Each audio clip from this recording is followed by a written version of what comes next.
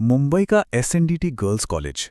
दिन में ये जगह शिक्षा का एक बड़ा केंद्र होती है, लेकिन जैसी ही रात होती है, यही जगह एक बहुत मशहूर और डरावनी कहानी का घर बन जाती है।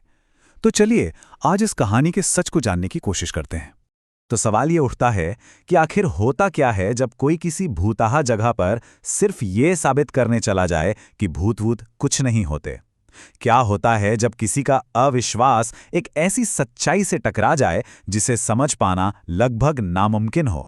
तो हमारी कहानी की शुरुआत होती है मुंबई के एक जाने माने गर्ल्स कॉलेज से।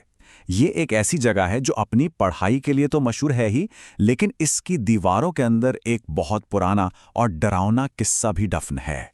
देखिए, एसएनडीटी कॉलेज का जो सेटअप है वही इस कहानी को और दिलचस्प बना देता है।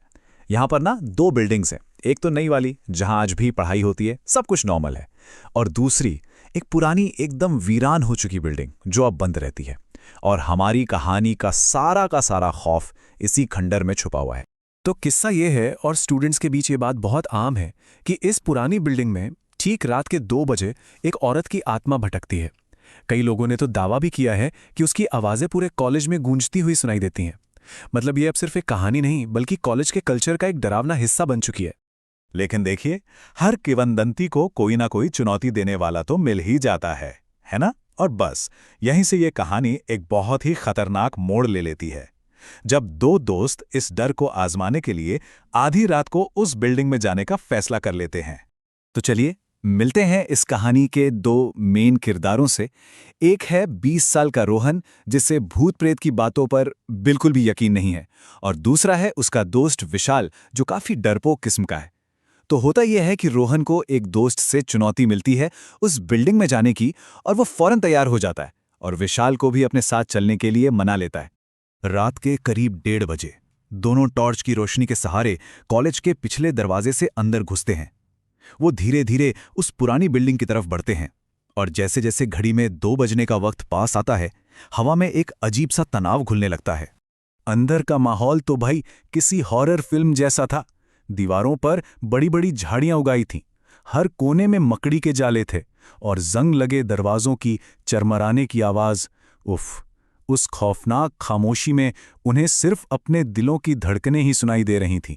वो बस पुराने क्लासरूम का जायजा ले ही रहे थे कि तभी कुछ ऐसा हुआ जिसने सब कुछ बदल कर रख दिया। यहीं से उनकी हिम्मत की असली परीक्षा शुरू होती है। ठीक रात के 2 बजे उन्हें एक बंद क्लासरूम से एक औरत की आवाज सुनाई दी, जैसे कोई टीचर बच्चों को पहाड़े पढ़ा रही हो। 2 एकम 2, 2 दूनी 4। ये सुनते ही विशाल की तो हालत ही खराब हो गई। लेकिन रोहन को अब भी यही लग रहा था कि कोई उनके साथ मजाक कर रहा है। वो विशाल को खींचकर उस क्लासरूम के पास ले गया, लेकिन तभी आवाज बंद हो गई। पर जैसे ही वो दरवाजे के पास पहुंचे, उन्हें एक अजीब सी ठंडक महसूस हुई, बिल्कुल वैसी जैसे कोई किसी फ्रीजर के सामने खड़ा हो। उन्होंने हिम्मत करके दरवाजा खोला और अंदर चले गए।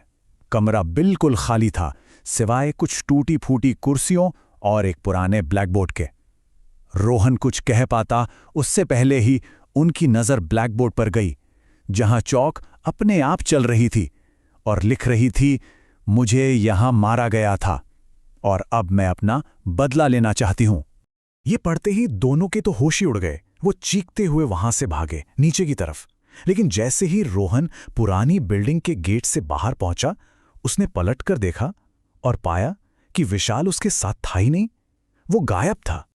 और यहीं से ये कहानी एक बहुत ही अजीब और उलझा हुआ मोड़ ले लेती है, क्योंकि जब रोहन विशाल को ढूंढने वापस अंदर जाता है, तो जो कुछ भी होता है उसके बाद उस रात की 2 बिल्कुल अलग अलग कहानियां सामने आती हैं।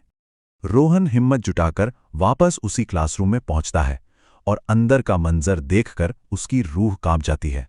विशाल जमीन पर बैठकर रो रहा था और सामने खड़ी एक औरत को देखकर पहाड़े दोहरा रहा था। उस औरत ने काली साड़ी पहन रखी थी, बाल बिखे हुए थे, और उसका चेहरा उसकी खाल जैसे गल चुकी थी। चेहरा सूझा हुआ था और उसकी आंखें पूरी तरह से सफेद थीं। रोहन ने डरते डरते विशाल को आवाज दी, लेकिन तभी उस भयानक औरत का ध्यान रोहन पर चला गया। उसने अपनी गर्दन धीरे धीरे रोहन की तरफ घुमाई और एक खौफनाक मुस्कान के साथ उसकी तरफ बढ़ने लगी। अब यहीं पर आकर सारी कहानी उलझ जाती है। देखिए, रोहन के मुताबिक वो घबराकर वहां से भागा, लेकिन सीढ़ियों पर फिसलकर बेहोश हो गया, और जब उसकी आंख खुली तो वो विशाल के घर पर था। लेकिन विशाल की कहानी बिल्कुल अलग है। विशाल का कहना था कि वो तो अकेले ही बाहर भागा था और उसने रोहन को फर्स्ट फ्लोर की खिड़की से मदद के लिए चीखते हुए देखा था, और जब वो अपने दोस्तों को लेकर वापस आया तब उन्हें रोहन सीढ़ियों पर बेहोश मिला था। तो फिर सवाल यह है कि उस रात सच में हुआ क्या था? ये एक ऐसा रहस्य है जिसका जवाब शायद किसी के पास नहीं है, और यही बात इस कहानी को और भी ज्यादा डरावना बना देती है।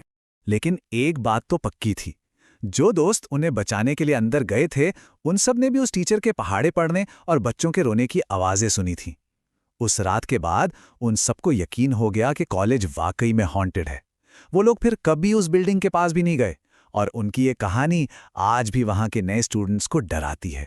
तो ये कहानी हमें इसी सवाल के साथ छोड़ जाती है, उस रात उस क्लासरूम में असल में हुआ क्या था? क्या रोहन की कहानी सच थी, या फिर विशाल की? या फिर खौफ ने दोनों की यादों के साथ कोई ऐसा खेल खेला जिसका जवाब शायद हमेशा के लिए एक रहस्य ही बनकर रह जाएगा?